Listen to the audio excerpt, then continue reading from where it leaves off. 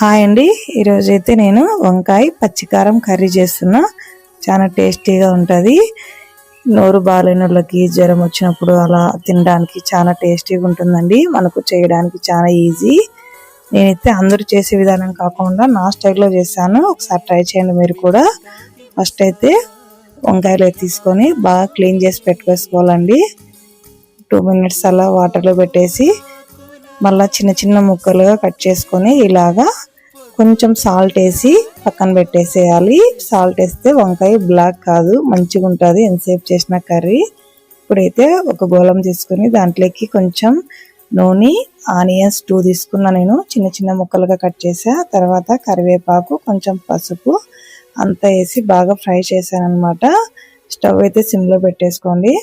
తర్వాత నేను ఇది మిక్సీ పట్టుకుంటున్నా. తెల్ల నువ్వులు, పచ్చిమిరపకాయ, కొబ్బరి, జీలకర్ర, తెల్లగడ్డ, ఈ 5 అండి. నువ్వులు వేయడం వల్ల చాలా టేస్టీ ఉంటుంది కర్రీ. మామూలుగా అయితే ఎవరు వేయరు. నేనైతే నువ్వులు కంపల్సరీ కర్రీ లేక దాంట్లోకి యాడ్ చేస్తాను, కాల్షియం ఉంటుందని. మిక్సీ పట్టుకొని వేసేసి వంకాయలు వేసేసి కొంచెం సాల్ట్ వేయాలంతే. చాలా టేస్టీగా ఉంటుంది. ఒకసారి ట్రై చేయండి. వంకాయ లవర్స్కి సెండ్ చేయండి వీడియో. మీకు నచ్చితే కానీ లైక్ చేసి సబ్స్క్రైబ్ చేయండి.